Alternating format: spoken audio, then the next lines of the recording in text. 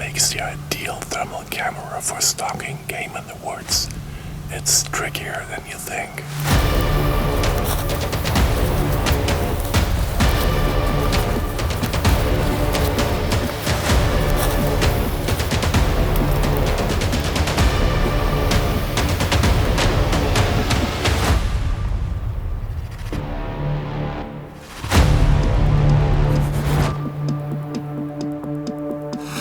What really matters when you're out stalking at night, especially in the woods, when it comes to choosing a thermal camera?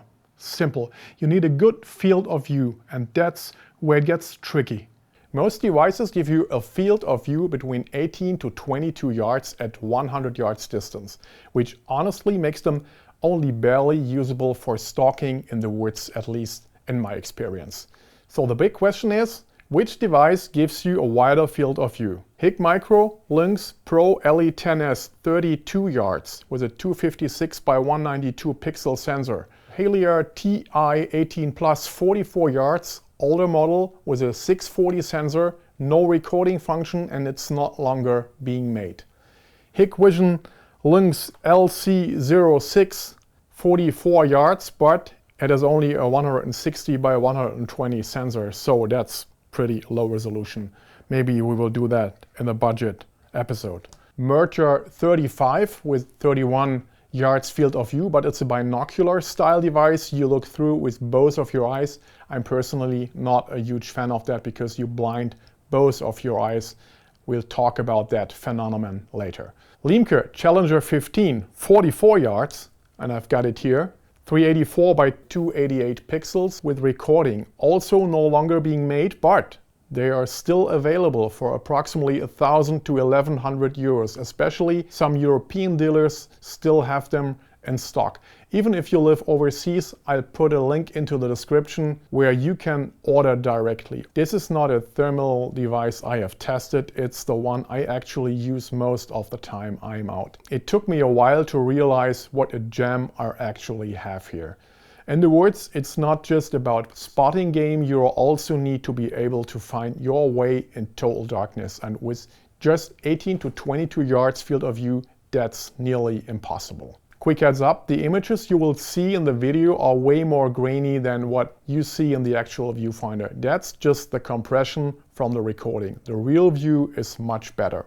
Real world example. Here I'm out stalking along a forest trail. The trail's super clear. I've got a great overview on the right side. I spot a heat signature. Could be anything at that time. Sometimes it's just a mouse or two, but it could also be some game hiding in thick cover.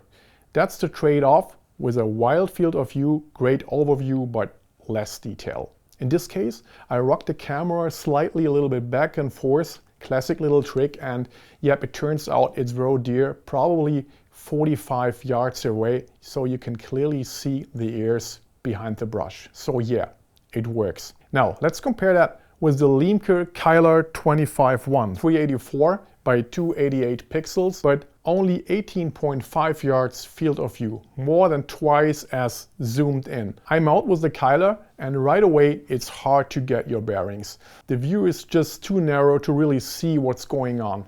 When it comes to spotting game, of course, the advantage is you get way more details. Downside is the lack of overview. The big field of view is both a blessing and a curse. 384 by 288 with this one is a decent resolution, totally usable, don't get me wrong, but it's like taking a wide angle shot on your phone or a digital camera and zooming in on it later. It gets just pixelated really fast. If you're trying to ID something at 50, 60 or even 100 yards, it gets tricky. You can use it up to 120 or even 200 yards, but the image starts basically falling apart. I've got a clip here of a group of wild boar moving through the woods about 220 yards away across a quarry. There is some brush on the way, but you can clearly tell it's wild boar, both from their movement and the thermal signature itself. So still no problem at this distance. But where you get out to 350 to 450 yards, that's a different story. Just last week I spotted boars at approximately 450 yards along the tree line from the road. There were just glowing dots. Could have been easily deer at first glance too. When the image gets noisy, so there's a little trick. Sometimes the image gets noisy, sure, but here's an example. I'm looking out over a field and suddenly there's this vertical noise band running through the picture. You know that little click that happens every few minutes? The shutter is doing a self-calibration. You can trigger that manually as well, so if things like this happens and the picture gets noisy, you just press this button for quite a long time and you hear the click and boom, image is clear again. So self-calibration and manual calibration together makes sense. One of the most important things when stalking is not just finding animals, but literally finding your way. On pitch black nights, that can be really tough. I've walked into trees before, funny now, but not so much at the time.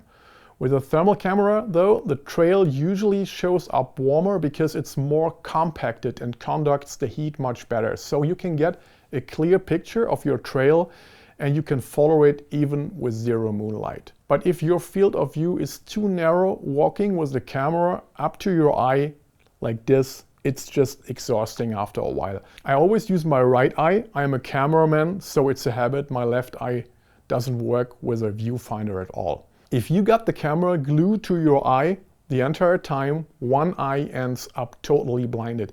If you checked your pupils, one would be wide open and the other one would be completely constricted. That might even mess with your balance and you will find yourself struggling to walk straight. So one tip to deal with this, generally turn the brightness of your viewfinder way down. Sadly, on the Challenger 15, that's not as well implemented as it is, for example, on the Kyler models. The Kyler has a dark mode with a nice soft brownish tone, really easy on my eye. Challenger doesn't have that mode, so I found a workaround for me to basically turn down the brightness of the viewfinder even a little bit more. I just took this rubber cap off. I attached an ND filter foil here in between to turn down the brightness of my viewfinder a little bit more, so it's much easier on my eye. Build quality and performance. It's a standard plastic body, IP67 rated, so dust and splashes aren't an issue. Rubber buttons feel solid. I've been using it heavily for about 3 years and it's held up great.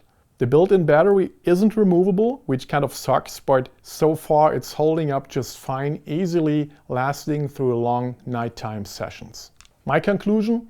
The Lemke Challenger 15 might honestly be the best thermal imager out there right now for stalking, if you can still find one.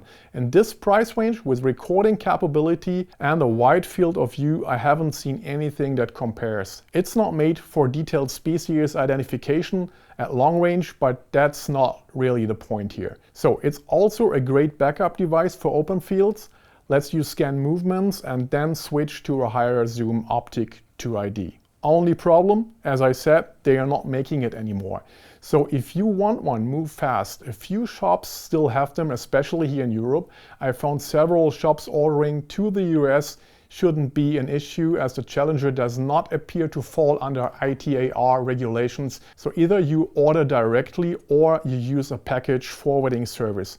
Australian shops still have them too. Unfortunately, I can't answer it for every country. It's definitely worth to start some inquiries about it in your country. I reached out to Blaser Company directly. They said service like battery replacements is still handled by Lemke Blaser. So just talk to your dealer or reach out to their service team in Wetzlar, Germany. Solid support.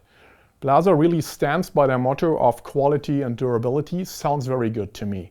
So now, if they would just release a Kyler 15 with a 44-yard field of view, I just bite it right away.